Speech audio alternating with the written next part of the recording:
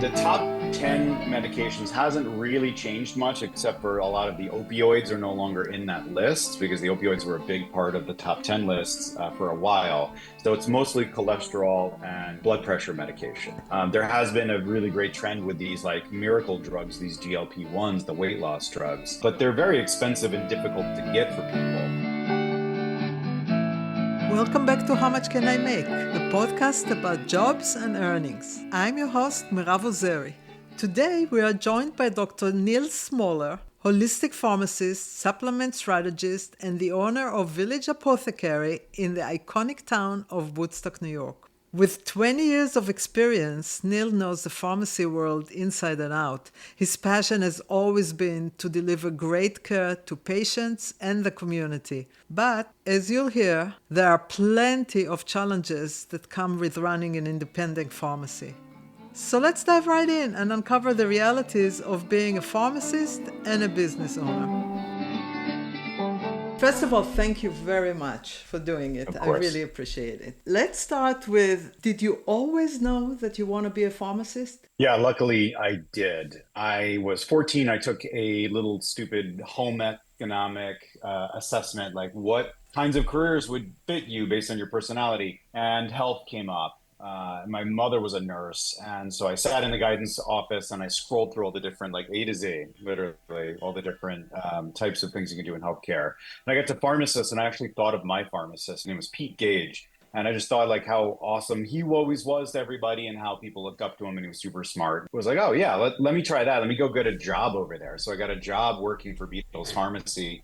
And almost immediately was like, yep, this is what I'm going to do. It did waffle a little bit, but it was pretty much like that was it for me. I applied to one college and I got in, and it's pretty much been since age 14 a straight line to pharmacy. Wow. How many years did you have to study? It's 6 years, and you get a doctorate degree now. What inspired you to open your own pharmacy, which is actually a very good one? I use it. Thank you. Well, the joke I always say is that I have a friend who opened a pharmacy, and I'm like, if that idiot can do it, I can do it. So that was like, that's the joke that I always say around him. I was very entrepreneurial at a young age, and it was very attractive to me. And I had a number of mentors that kind of like fanned that flame. And I've always wanted to open up my own place. And I really like, it was kind of interesting because I had just taken a job at the VA in Albany, and I was like a clinical pharmacist, and it was like this really cool role. But I wasn't satisfied, and I wasn't going to be satisfied. So like literally at my honeymoon, I was like, Aaron, I got to do something. Like I need to open up my own place. And so that was really just me expressing my entrepreneurial desires. I don't need to go work for somebody and just like be stuck. I need to be able to kind of like dream big and then like have good people do good work. But how do you compete with the big pockets of the corporate like Walgreens and CVS? So I believe that the evidence has kind of shown that there is no competition. The level of care and patient preference always has been predominantly with an independent pharmacy. People love that relationship. I don't think that there's enough of an advantage outside of maybe being able to buy your Benadryl really cheap to like a CVS or a chain pharmacy. So we've always won. The reason that it's difficult for us to compete in a financial sense is because the chain pharmacies have rigged the system. The chain pharmacies have purchased the go-between, the intermediaries between an insurance company and a patient, called a pharmacy benefits manager, PBM. And the PBM is the organization that sets the rules for who gets paid what and what pharmacy you can go to. So CVS owns Caremark, and by owning them, they can then tell patients where they can go, and then they can pay themselves more than they pay me for that same customer if they choose to not go to a CVS. And that's just kind of like very, very, very tip of the iceberg. But essentially, the reason that independent pharmacies have died off dramatically is because this vertical integration, this monopolistic practices that have been allowed to happen in this country around the financial side of prescription business. When it comes to care, there is no competition. We blow them out of the water. Totally. Like I have people that are, when you have to force someone to use you as part of the rules of the game, that really indicates to me that you can't compete otherwise. I mean, it's absolutely insane, right? Imagine if like you wanted to buy a hammer from a hardware store, you would just go to like whatever hardware store you had a relationship with, and or like whatever one was like nearest to you. Now imagine if somebody dictated what hardware store you could be buying your stuff from. That's literally what happens in healthcare, where the job you get will dictate what insurance you have, which then dictates which major healthcare system you can use, because you Right. can't just go see a doctor. You're part of these major systems, which then tells you which hospitals you can use, which labs you can use, which pharmacies you can use, all based on that one decision instead of having any choice or freedom here. It's really, really perplexing. If you put into ChatGPT, does the business of pharmacy make sense? ChatGPT will say wholeheartedly no. And we know this because the community pharmacy organization just did it and sent out an email with the response. If you have an organization like a PBM that is shrinking how much you get paid while your costs are going up, it doesn't work. I'll tell you something about owning a pharmacy. During the pandemic, a lot of people wanted to support us. They wanted to come and give us their business. And I would have to say no, Wow. because it was like the worst thing that somebody could say is that I want to give you my prescription business, which is the opposite of any other. Like if a restaurant starts doing good and gets a good reputation, you want more people in the door. Right. The problem is that I don't know if your prescription plan is going to have predatory reimbursement practices, meaning I could lose money filling the prescriptions. Wow. Explain that to me. How is that Yeah. possible? The PBM, that middleman, is who sets what pharmacy will get paid to dispense a drug. They know what all the numbers are. They know how much the drugs cost us. They know how much everybody's getting paid for the system. So they use all of that data and they say, well, we're going to only pay you the cost of the drug, and that's it. So they're just going to reimburse us. So let's say your drug is $100. They're going to pay me $100. So that means that I have $0 to then pay my staff to Right. give you the prescription. 17% of the time, which is up from about 0.5% or like 0.25% when I first started 20 years ago. It's now 17% of the time we're getting reimbursed less than the cost of the drug. So when we fill a brand name prescription like insulin or heart attack medication, right, blood thinners, stuff like that, we will lose about 6% on every claim. And if the drug costs $500, you're talking about anywhere, like you're talking about losing $30 every time, but Right. it's really anywhere between $20 and $100 that we'll lose. Those Wow. weight loss drugs that were going around, those are about $1,000 a piece. So pharmacies were filling them for their patients and losing about $80 to $100 every time they were doing it. So there's no other business that exists that does that sells stuff at a loss because they kind of have to. And so these PBMs kind of create these rules in which pharmacies are disincentivized to exist. And if they do exist, they're disincentivized to take the prescription. So that way that the prescription either comes back to them through their mail order pharmacy or goes to the pharmacy that they own themselves in the community. And so it's another way to kind of rig the system. So how If do you you think make about it, money? How yeah. do you make money? How do you make money? So you really don't. So the pharmacy business, if it's managed correctly, in today's terms, you can kind of break even, and then you have to hope that you're making money on other things. And so yeah, it is and this is why, again, independent pharmacies basically peaked around 2016. That was probably they were at their highest value and probably at the highest number that they'd ever been. And now they've been on the downward swing. We sold our Saugerties store in 2016 and we didn't know it, but that was the height of it. That's the most that we would ever get for the value of our store. And it's been downhill ever since that because the reimbursement schemes are getting worse and worse and our pay is getting worse and worse. And it's horrible. So to be a pharmacy is often a losing battle in a lot of markets, especially in like New York.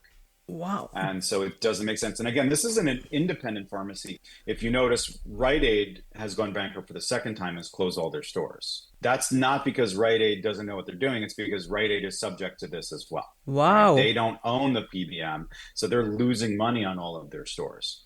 Walgreens just sold to private equity because they weren't surviving. And they're owned by the Boots Company, which is like a European retail brand, which is like a very successful brand. And they still had to kind of get out. So chain pharmacies, hospital pharmacies, independent pharmacies are all suffering. And the other thing about purchasing, so like when it comes to purchasing, because that's the first thing that people will say. is like, well, you're small, so you can't buy like CVS. And that's not true. I belong to a buying group, one of the biggest in the country. There's something like 7,000 pharmacies in my buying group, which is more than what CVS. And we do billions of dollars in business. And we have one of the best like buying deals in the country. And so like if I buy a Lipitor prescription, a generic Lipitor, that might cost me 40 cents to fill your prescription, about a penny a pill. But if I'm getting paid 45 cents by the insurance company, it doesn't matter if I buy it at 20 cents or if I buy it at 10 cents, because I'm still only making 40 cents. And that's not enough to cover our costs. And that's the important point is like, there are two costs here. There's the cost of the drugs and then there's the cost of the service. So we are buying as best as we really can when it comes to those pills. But we're still not getting paid for our services. If you can change where pharmacies are getting paid a flat fee for their service, like because I'm just putting pills in a bottle for people and providing consultative services, that's pretty much the same thing all day, no matter the different drugs you get. If I can get a flat fee for that, and I know it's dependable money, that will improve pharmacy care. There will be less of the chain related crappy service. There will be more independent pharmacies.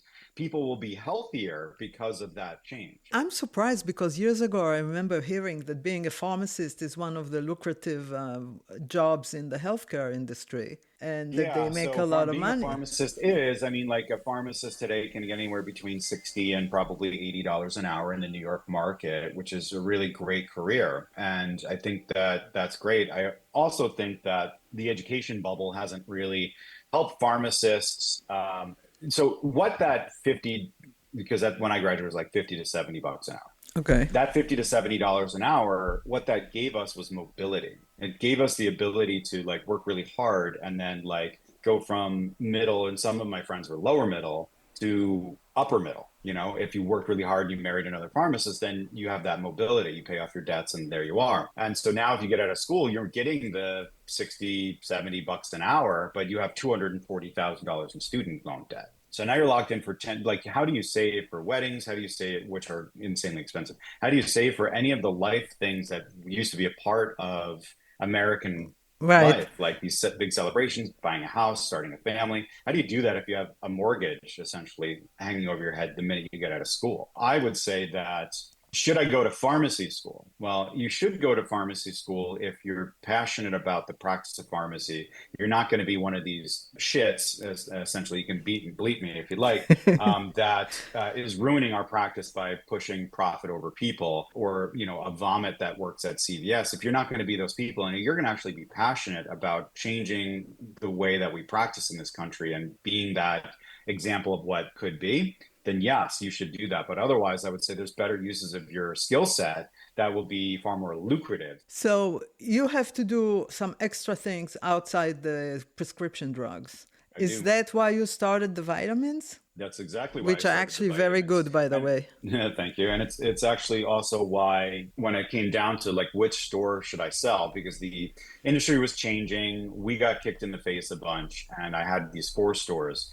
And I had to make a business decision about which one should stay and which one should go. So the pharmacy in Socrates was doing 3 to 4 times the volume of our Woodstock store. Wow. But I chose Woodstock because it was way more diversified. Almost every single person was buying a substantial amount of supplements, and the supplement business was very strong. So that meant that I was not single-threaded. I was not subject. So like if I stayed in Socrates, I feel I would probably be bankrupt at this point because of like the nature of the business. It's not only why I started doing supplements, but it's why I chose Woodstock over Socrates or even the Lake Katrine building, is because it was a stronger niche. Do you also distribute your vitamins through other distributors to other places?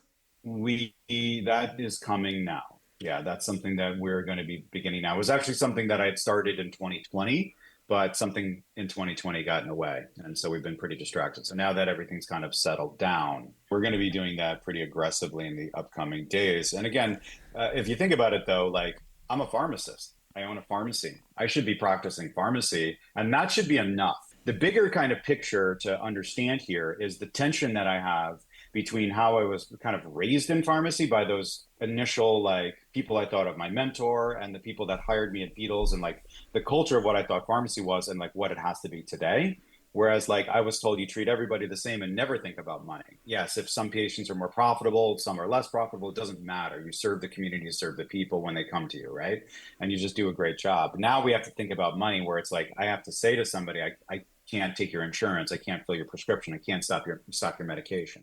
The most popular drugs today are the weight loss and the Lipitor. So, the top 10 medications hasn't really changed much, except for a lot of the opioids are no longer in that list because the opioids were a big part of the top 10 lists for a while. So it's mostly cholesterol and blood pressure medication. There has been a really great trend with these like miracle drugs, these GLP-1s, the weight loss drugs. But they're very expensive and difficult to get for people. It's not as successful as one would think. It's a pretty big business. When you order a drug, you order after you get the prescription or you have to stock them? Inventory management is a very important part of our business because if you think about it, you have lots of SKUs, lots of items to manage. And then each item has different manufacturers. So like a Lipitor prescription could have 10 different manufacturers and there's different costs. And now there's even different reimbursements.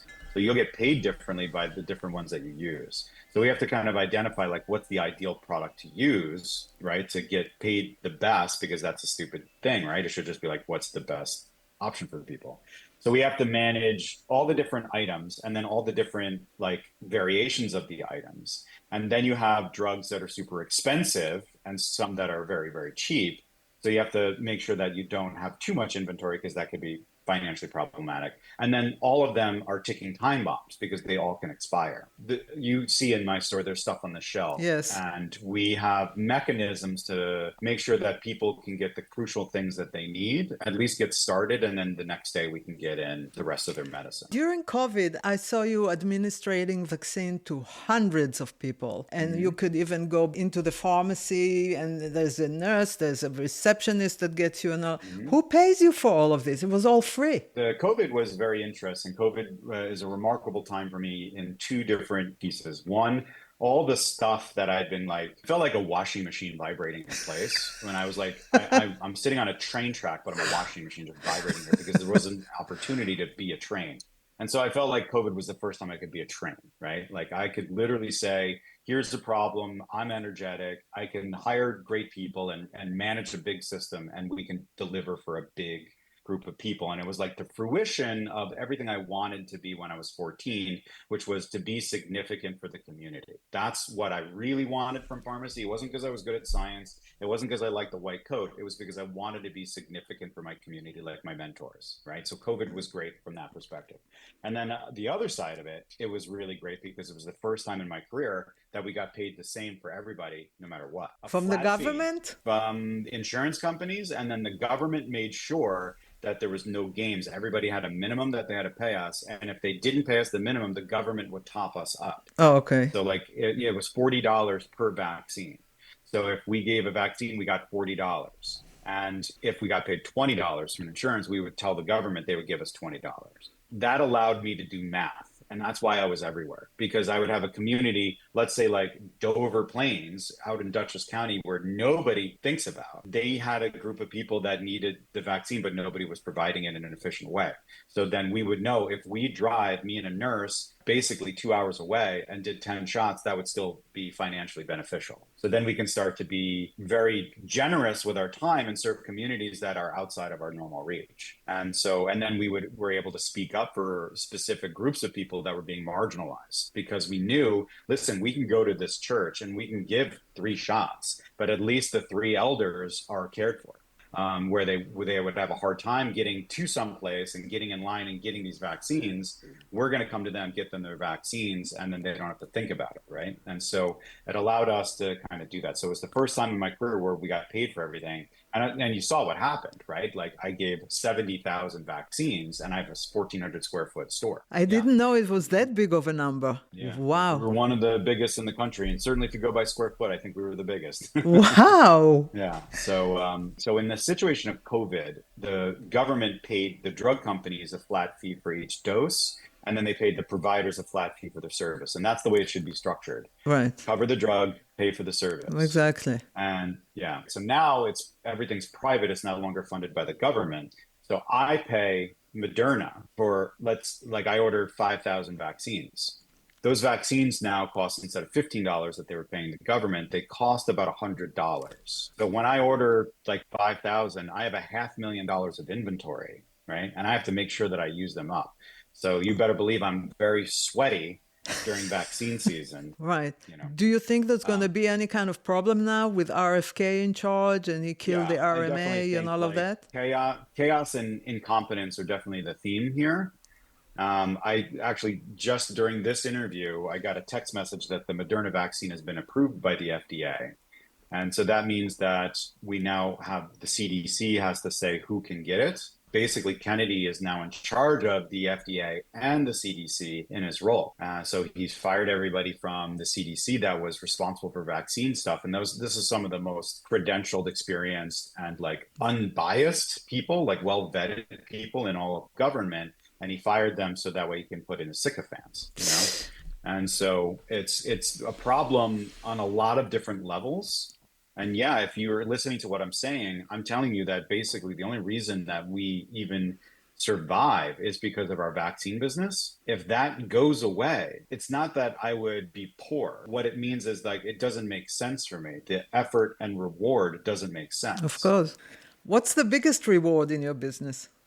It's literally the patients. There's nothing that makes any of it worth it except for what we can do for people. One of my longtime patients, he's one of the geezer poor in Woodstock, you know, those guys that eat breakfast every day and like they do community services and stuff, the old guys. He came to me and said that he was just told by his doctor that he had bowel ischemia, meaning his bowel is dying. It's almost like a heart attack in the gut and like it's slowly dying and he's going to die. He's got about 4 days to live to maybe 7. And he said, so I just want to be comfortable. I want to like, I eat and I feel sick. And so I designed a diet for him that was like sort of something that I would use if somebody's going through like radiation or chemotherapy, something very gentle to the gut, but still gets proper calories and proper nutrients.